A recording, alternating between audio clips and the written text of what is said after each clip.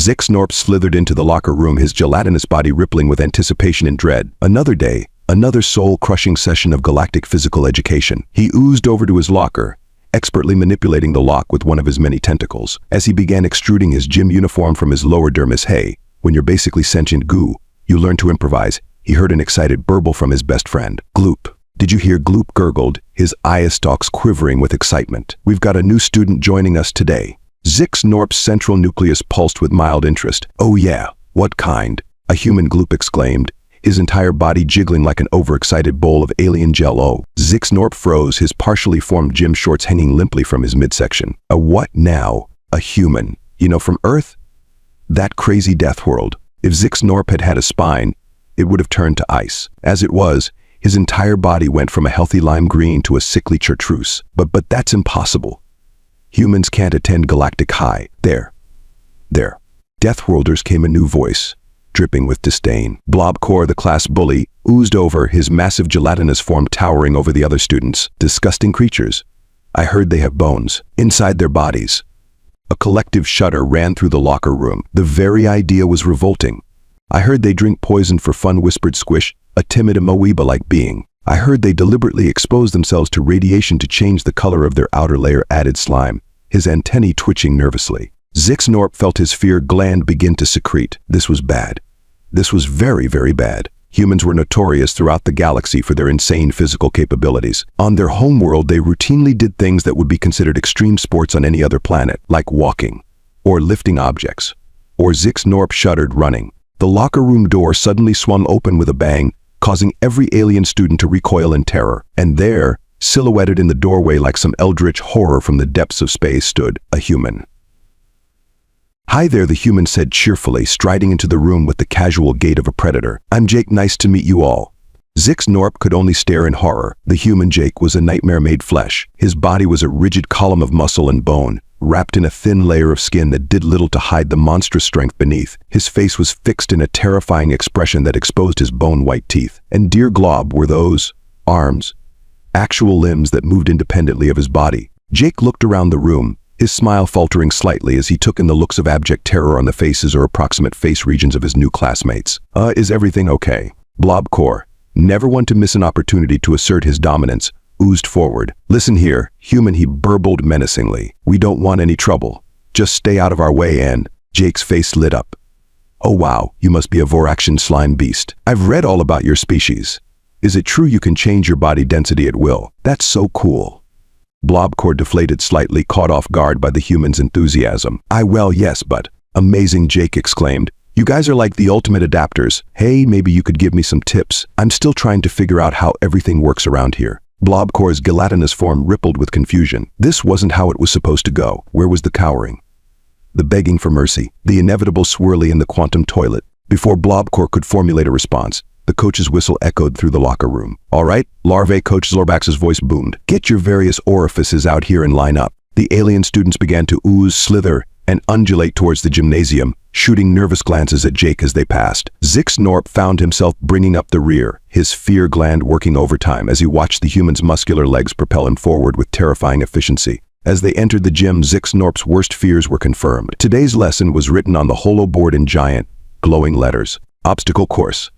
A collective groan rose from the assembled alien students. Obstacle courses were the worst.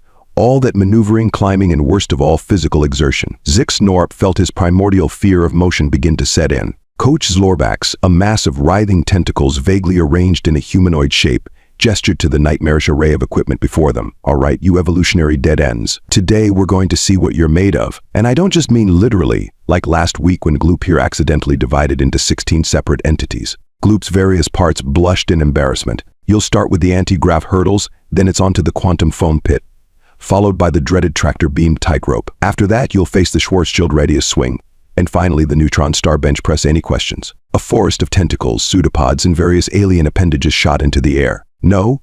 Excellent, Coach Zorbax said, ignoring them completely. Now, since we have a new student joining us today, I think it's only fair we let him demonstrate the course for us. Jake, you're up.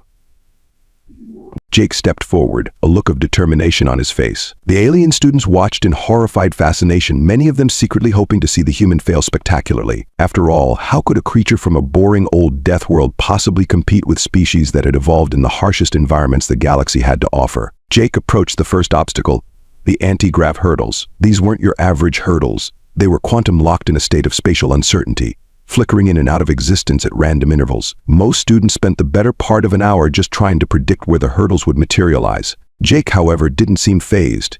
He took a deep breath, crouched down in a strange pose that made Zixnorp's nucleus churn with revulsion, and then he moved. It was like watching a force of nature. Jake's powerful legs launched him forward with explosive force. He sailed over the first hurdle just as it flickered into existence, tucking and rolling in mid-air to avoid a second that materialized above him. The alien students watched in slack-jawed or slack pseudopod awe as Jake navigated the anti-grav hurdles with inhuman speed and grace. Did you see that?" Gloop burbled, his eye stalks practically tied in a knot as he tried to follow Jake's movements. "Impossible," Blobcore muttered, his gelatinous form quivering with a mix of fear and grudging admiration. But Jake was far from done. He hit the quantum foam pit next, a swirling morass of subatomic particles that could rearrange your molecular structure if you weren't careful. Most students took the better part of a day to navigate it, cautiously testing each step to avoid being turned into a cloud of quarks. Jake apparently had other ideas. He backed up a few paces, broke into a run, and then he jumped. The alien students watched in horror as Jake's body arched through the air, soaring over the quantum foam pit in a single bound. He landed on the other side with a perfectly executed roll, popping back up to his feet with a grin. Is that allowed?" Squish asked nervously. Coach Zlorbax's tentacles writhed with excitement. "I'll allow it." "Allow it." Jake was already tackling the tractor beam tightrope. This obstacle used focused gravitational fields to simulate walking on a razor's edge, with the added fun of random gravity fluctuations to keep things interesting. It was designed to test a student's balance and spatial awareness. Apparently, no one had told Jake this was supposed to be difficult. He stepped onto the tightrope with the confidence of someone taking a stroll through a park. As the gravity shifted wildly around him, Jake adjusted his body with micro-movements so subtle they were almost invisible. He practically danced across the tightrope, even taking a moment to wave at his dumbstruck classmates. He's enjoying the Zixnorp realized with dawning horror. The Schwarzschild radius swing was up next. This fiendish device used a miniaturized black hole to create a swinging pendulum of doom. The goal was to time your passage perfectly to avoid being spaghettified by the intense gravitational forces. Jake studied the swinging black hole for a moment, his eyes narrowing in concentration. Then, just as the pendulum reached its apex, he sprinted forward. The alien students held their breath, or equivalent gas exchange processes, as Jake leaped toward certain doom. Time seemed to slow as Jake's body arched through the air. He twisted in mid-flight, contorting his body in ways that made Zixnorp's non-existent stomach churn. For a heart-stopping moment, it looked like Jake had mistimed his jump. But then, with a final twist that seemed to defy the laws of physics, he slipped through the narrowest of gaps in the black hole's event horizon. Jake landed on the other side with a triumphant whoop, his hair slightly frizzled from the close encounter with extreme space-time curvature. Did you see that? Jake called out, his face flushed with exertion and excitement. The gravitational lensing effect was incredible. I felt like I was surfing on a wave of warped space-time. The alien students could only stare in mute disbelief. This human wasn't just surviving their most grueling obstacles, he was having the time of his life. But the final challenge still loomed, the neutron star bench press. This was no ordinary weightlifting exercise. It used a fragment of neutron star matter compressed to unimaginable densities. Most students could barely budge the bar, let alone complete a full rep. Jake approached the bench, eyeing the bar with a mix of caution and excitement. "Now this looks like a challenge," he said,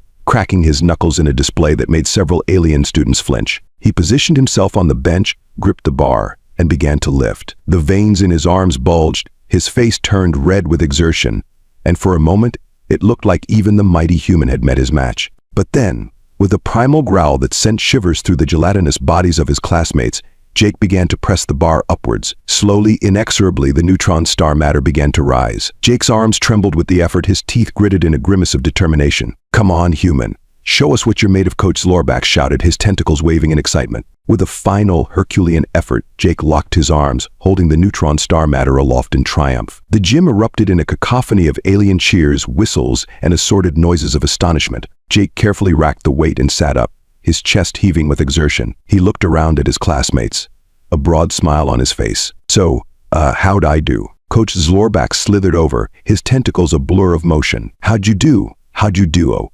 In all my cycles of teaching, I've never seen anything like that. You, my lad, are a natural-born athlete." Jake blushed, rubbing the back of his neck sheepishly. "Aw, thanks, coach, but really, this was nothing compared to some of the obstacle courses we had back on Earth. You should see our elementary school playground sometime." A horrified silence fell over the gym. "You mean," Gloop burbled hesitantly, "you do this sort of thing for fun?" Jake nodded enthusiastically. "Oh yeah, obstacle course racing is huge on Earth. We've got things like Tough Mudder, Spartan Race, Ninja Warrior. Oh man, you guys would love it. It's all about pushing your limits and seeing what your body can do." The alien students exchanged terrified glances. The idea of voluntarily subjecting oneself to such physical torment was beyond comprehension. But why? Zixnorp found himself asking, his fear momentarily overcome by morbid curiosity. Jake thought for a moment. "I guess, because it feels good. There's something amazing about pushing yourself to the limit, about overcoming challenges you thought were impossible. Plus, the endorphin rush is pretty awesome." "Endorphin rush?" Blobcore asked, his gelatinous form rippling with confusion. "Yeah, you know, the runner's high. That feeling of euphoria you get after intense physical exertion." The blank stares he received made it clear that no, they did not know. Jake's eyes lit up with an idea. "Hey, I know. Why don't I show you guys some basic exercises? Nothing crazy, just some simple stuff to get your blood pumping. Or, whatever it is you guys have instead of blood." The alien students recoiled in horror. But before they could voice their objections, Coach Lorbax's tentacles were already herding them into position. "Brilliant idea," Jake the coach exclaimed. "It's about time these protoplasmic pustules learned what real physical education is all about." And so began the most terrifying hour of Zixnorp's young life. Jake, with the enthusiasm of a cartoon character on amphetamines, led the class through a series of exercises that seemed designed specifically to violate the laws of biology, physics, and common decency. They started with something Jake called jumping jacks. The alien students watched in fascinated horror as Jake demonstrated, his arms and legs moving independently in a display that looked more like a malfunctioning starship engine than a coherent motion. "All right, everyone.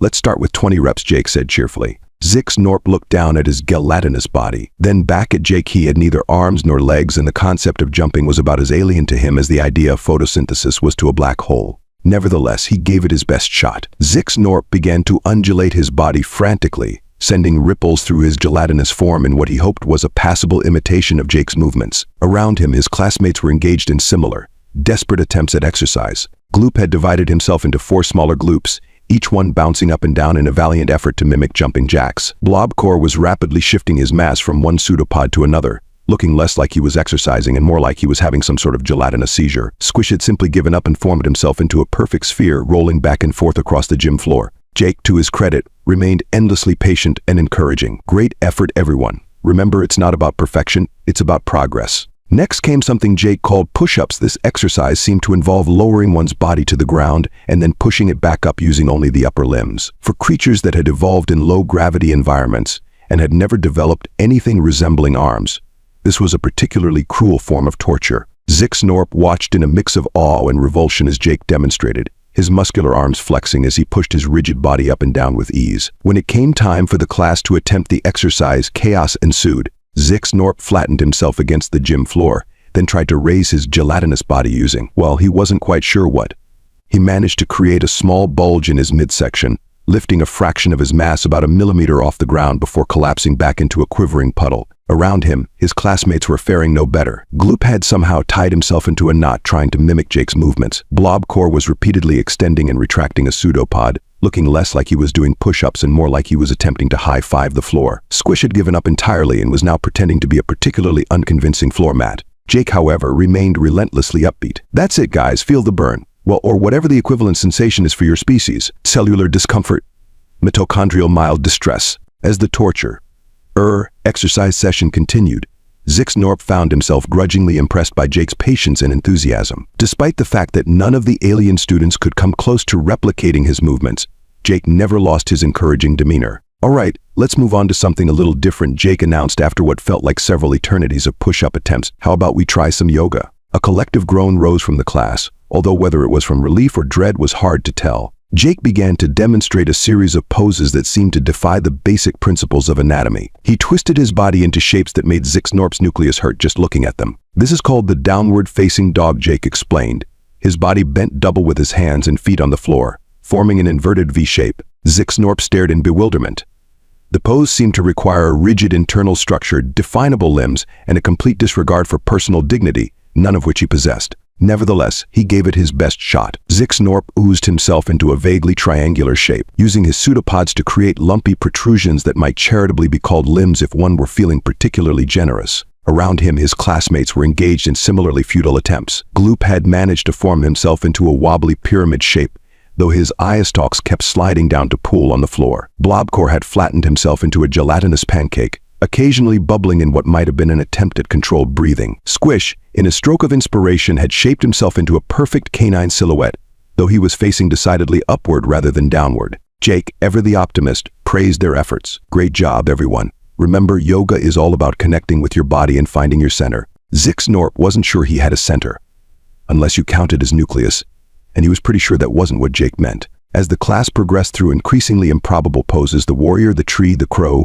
Zixnorp found himself experiencing a strange coma. At first, he thought it might be the early stages of cellular breakdown, but as he held a particularly wobbly approximation of the chair pose, he realized with a start that it was something else entirely. He felt good. His cytoplasm was flowing more freely. His organelles seemed to be functioning with increased efficiency, and there was a general sense of well-being permeating his gelatinous form. Was this the endorphin rush Jake had mentioned? Looking around, Zixnorp realized he wasn't alone in this revelation. Gloop's various sections were pulsing with a healthy glow. Blobcore's sneer had been replaced by a look of surprised contentment. Even Squish seemed more vibrant, his usually timid pseudopods reaching out with newfound confidence. As the class finally came to an end, the alien students found themselves in a state of bewildered euphoria. They were exhausted, yes, but it was a satisfying kind of fatigue, the kind that came from genuine effort and accomplishment. Jake, barely even winded, beamed at the class. "Great job, everyone. You all did amazing. How do you feel?"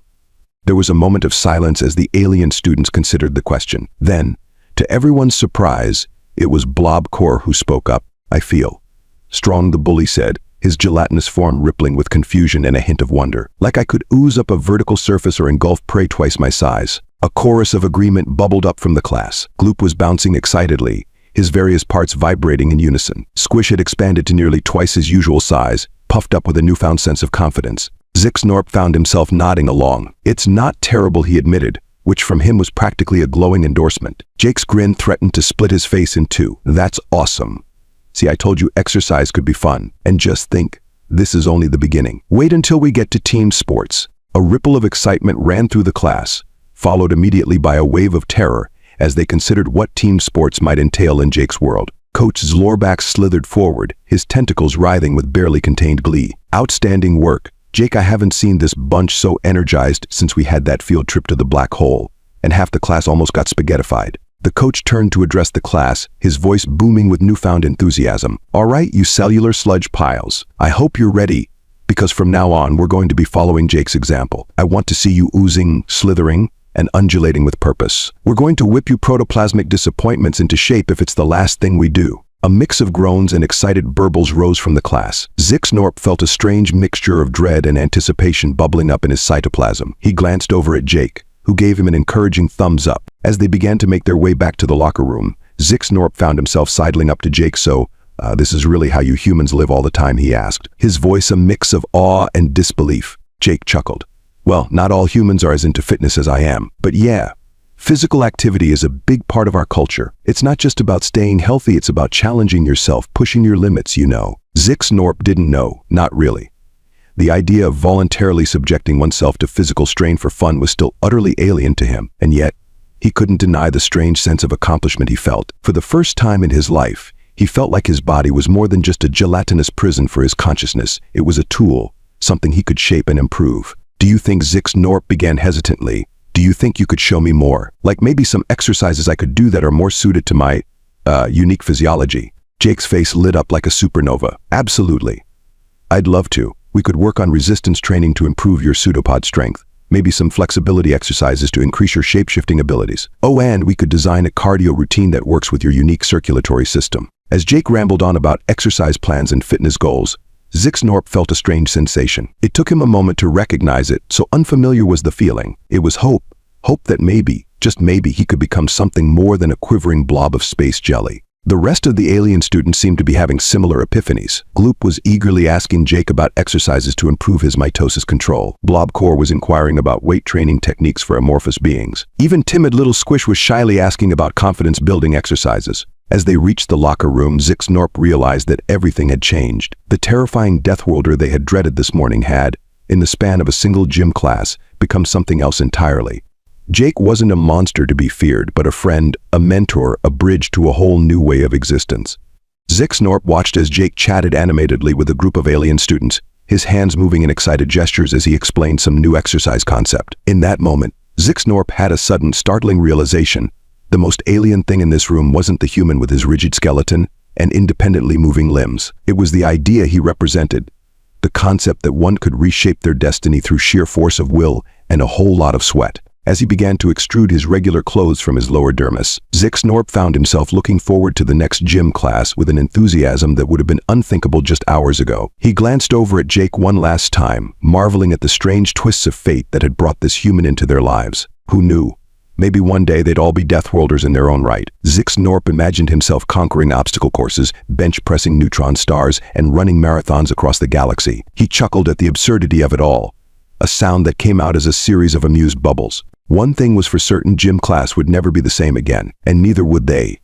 As Zixnorp oozed out of the locker room, he felt like he was sliding into a whole new phase of his existence. Who would have thought that the key to unlocking his potential had been there all along, hidden within his own protoplasm, just waiting for a crazy human to show him how to access it? The universe, it seemed, had a strange sense of humor. But then again, when you're a blob of sentient space goo learning yoga from a Deathworlder, you learn to appreciate life's little ironies. As the day came to a close and the students of Galactic High went their separate ways, there was a new spring in their pseudopods, a new vibration in their cellular membranes. They had stared into the face of Deathworld fitness and lived to tell the tale. More than that, they had embraced it, alien as it was. And as for Jake, he walked out of the school with a bounce in his step and a grin on his face, already planning tomorrow's lesson. Who knew teaching gym to a bunch of alien blobs could be so much fun? He had a feeling this was the beginning of a beautiful, if utterly bizarre, friendship. After all, in the vast, weird expanse of the galaxy, what was a little cross-species exercise between friends? In the weeks that followed Jake's arrival at Galactic High, a strange transformation began to take place. It started small, a ripple in the vast ocean of interstellar academia, but soon grew into a wave that threatened to reshape the very fabric of alien society. Zixnorp found himself at the center of this change, much to his gelatinous surprise. He'd never been one for the spotlight, preferring to blend into the background quite literally, thanks to his chameleonic abilities. But now, he found himself leading a revolution of sorts. It began innocently enough. The day after that fateful gym class, Zixnorp decided to try some of Jake's exercises in the privacy of his own dwelling pod. He oozed himself into a shape vaguely resembling a push-up position and began to undulate rhythmically. His pod mate, a gaseous entity named Whiff, watched in fascination. "What in the name of the great nebula are you doing?" Whiff asked, his voice a melodious whisper of escaping gas. Zixnorp, mid-undulation, felt a surge of embarrassment course through his cytoplasm. But then he remembered Jake's words about challenging oneself and pushing limits. "It's called exercise," he burbled proudly. "The new human student taught us. Want to join?" To his surprise, Whiff agreed. Soon the two of them were engaged in what could charitably be called a workout routine. Whiff's version of jumping jacks involved rapidly expanding and contracting his gaseous form, while Zixnorp attempted a series of gelatinous contortions that he hoped approximated yoga poses. Word spread quickly through the binary star system that housed Galactic High. Alien students from all corners of the cosmos began to take an interest in this strange human practice, called physical fitness. Blobcore, much to everyone's shock, became one of Jake's most dedicated disciples. The former bully could often be seen in the school's anti-gravity chamber, lifting progressively larger chunks of dark matter. His gelatinous form, once soft and amorphous, began to develop what could only be described as muscles if muscles were made of semi-sentient goo. Gloop took to the new fitness craze with characteristic enthusiasm. He developed a workout routine that involved rapidly dividing and recombining his cellular structure. "It's like interval training," he explained to a bewildered Jake, "but on a molecular level." Even timid little Squish found his niche. Under Jake's patient tutelage, he discovered a talent for what the human called yoga. Squish's amorphous form allowed him to contort into poses that would have made even the most flexible human yogi green with envy. The change wasn't limited to the students. Coach Zlorbax, inspired by Jake's methods, completely revamped the physical education curriculum. Gone were the days of quantum foam dodgeball and neutron star shot put. In their place came a holistic program designed to challenge and improve students of all species and physical compositions. Remember, Coach Zlorbax would bellow, his tentacles writhing with excitement. "There's no such thing as a non-athletic species. There's only untapped potential." The effects began to ripple outward from the school. Parents noticed their offspring returning home more energized, more confident. Some even reported improved academic performance. as if the physical exertion had somehow sharpened their mental faculties. Zixnorp's own progenitor units were initially skeptical. "You voluntarily subject yourself to physical strain," his maternal unit asked, her gelatinous form quivering with concern. "Are you sure this human isn't some sort of interstellar sadist?" But as they saw the positive changes in their offspring, their worries melted away like ice cream on a hot Deathworld sun. Soon Zixnorp found himself leading family workout sessions, his progenitors enthusiastically joining in despite their initial reservations.